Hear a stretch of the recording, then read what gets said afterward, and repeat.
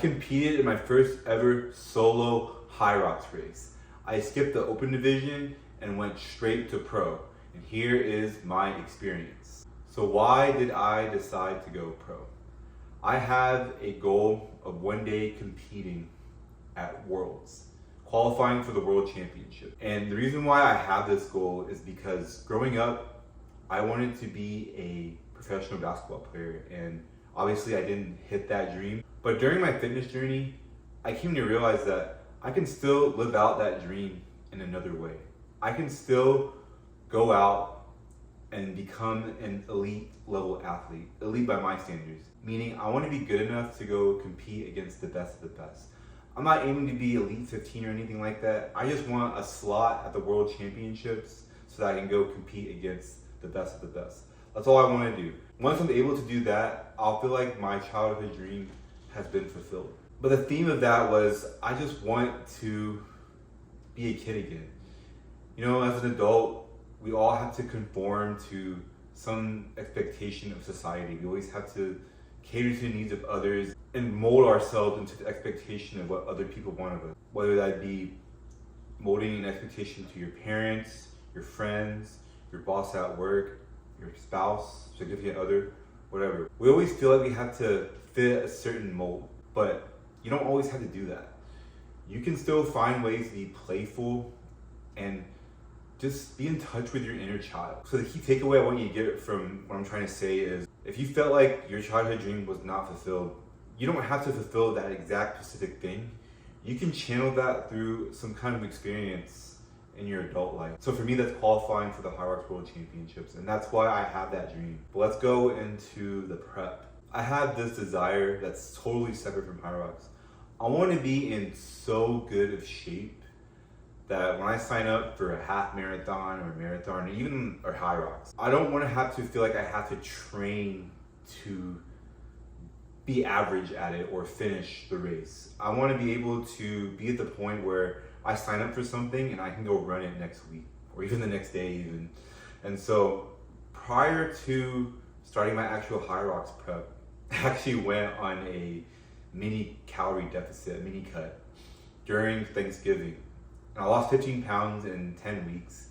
And during that time, I did a half marathon plan. I wanted to get to that point to where I could casually run half marathons like it's nothing. That was the goal. I've only ran one half marathon race my entire life. That's the furthest I ever ran. But I wanted that to be my new normal. I mastered 10Ks, so I felt like the next thing for me was to master half marathon. So that's why I did a half marathon plan prior to my Hyrox prep for Hyrox Houston. And so my training habits were pretty much dialed in. Whenever it was time for Hyrox prep, training was not an issue. Training volume was not an issue. It felt normal to me. Of course, yeah, I was tired. Of course you're gonna be tired when you're training for something, especially something as intense as a Hyrox. But I didn't feel like it was a chore. It felt like a natural thing to me to just have that higher training volume. So my training schedule was, I lifted 4 days a week. I went to a Hyrox training twice. I had this Hyrox class that I go to, did it twice per week. And then I ran 3 times a week. I did 2 shorter runs and then 1 long run. So that's how my training was structured. In terms of nutrition, I kind of locked in those habits during my mini cut. I was able to lose weight even while enjoying Christmas and Thanksgiving and my birthday, by the way. And I ate this delicious ass Biscoff cookie cake. It was so good. But I lost weight still doing that, simply because I knew the 80-20 rule. I knew that as long as I stay to my diet, majority of the time, whole foods, high protein, I would stay in shape and I would lose weight. And so nutrition wasn't a big deal for me either. I kind of just did the same thing. The only difference was I was able to eat more because I was able to eat more calories. So nutrition prep was easy. By then I already dialed the habits of eating high protein, whole foods, foods that grew in the ground, or as my favorite influencers would say, had a mom and dad, an animal. So Hyrox prep for this specific race really wasn't that difficult. And this prep made me realize, wow, I really came a long way in my fitness journey. It's automatic for me to eat healthier now. It's automatic for me to train regularly. I don't even have to think about it anymore. It's a habit that's ingrained in me now. I don't have to rely on willpower, discipline, or come up with some type of system to get me to do it more. It's already ingrained in me and I'm used to it. It's become my new normal.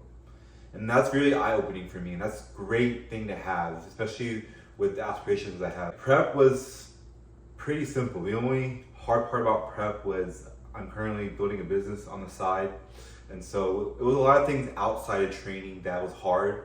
It was my work, my business on the side, and then managing my relationships with my friends, my family, and my girlfriend as well. And also just having time for myself outside of work. It was really hard doing that. But the Hyrox prep itself was pretty straightforward, didn't have to think about it. Well, let's talk about the competition itself. So the competition itself, like I said, it was my first ever pro Hyrox, solo Hyrox. I actually did a Hyrox in Dallas back in November. I did it with my girlfriend. We did a mixed doubles race. So for those of you that don't know, mixed doubles race uses men's open weight. So it's a lot lighter weight, and of course you're splitting it with a partner. So it's a less intense race than doing a solo race, let alone using pro level weight, which is heavier. But the race itself, I started out really good on my runs. The first 2 runs I managed to hit under 5 minutes per kilometer, sub 5 minutes per kilometer. So I was around 4:30 something, 4:40 something, around there, first couple of laps. And I was feeling really good. First station's geared was good. Sled push felt a little hard because that turf is really, really tough. It's really different from my training, but I made it through. I did want to finish it a little faster, but sled push wasn't the problem. The third station, that was the issue. The sled pull.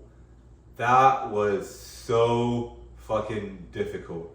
I was so pissed after that station because I knew that destroyed my time. I actually had a goal time of sub 120 because in my simulation that I did, I had 127. And I know 127, I didn't have a rock zone, but whenever me and my girlfriend did our simulation before Hyrox Dallas, we were able to do, I believe, 11 minutes better at the actual race than the simulation. We actually did a lot better despite the rock zone.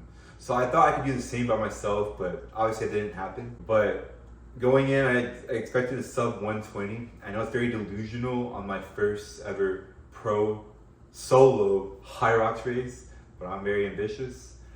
Funny thing about that time is, let me backtrack.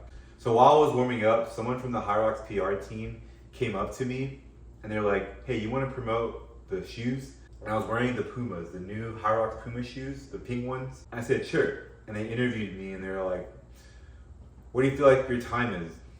And I told them, I want to hit sub 120. It's my first race, but I feel like the Pumas are going to get me there. And so that's why I said, they interviewed with me and then they said, all right, I'm going to track you. And they put my name down on the tracking app and there we go, sub 120. So that's where the goal came from. But anyway, sled pull. Oh my gosh, the sled pull was so difficult. That turf is so freaking tough when you're pulling the sled. Part of the reason I should have done differently was putting the rope kind of behind me or more out of the way. I just kind of pulled and just put it to the side because I was like struggling so hard. That was by far my hardest station. And it took me a little over 10 minutes to complete. I believe almost 11 minutes. I was like the last one there. Everyone already left. Everyone was struggling, but I was struggling like crazy. But that's what ultimately messed me up, and I just accepted, well, let's just try to get the best time we could. And I got to the burpee broad jump, which is my second worst station. It's crazy that 2 back-to-back stations are my worst stations.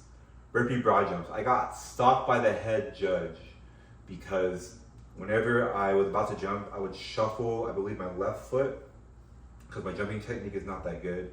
So I need to work on my jumping technique, but I think what happened was whenever I go back up, and after I do the burpee, when I go back up, I tend to sit up, which causes me to shift my foot. Instead of after doing the burpee, I need to stay low and just jump. That'll help me stabilize things better. And also I have jump training, a lot of jump training in my plan. My jump training is going to be better by the time I hit Hyrox Dallas, which is my next anticipated event. But that took me about 7 minutes. I should have been a lot faster, but the judge talking to me and then my jumping technique kind of got in the way of that. But those are my 2 hardest stations. Row is when I just chill, catch my breath. Farmer's carry. This is where the years of carrying groceries up steps to my apartment paid off.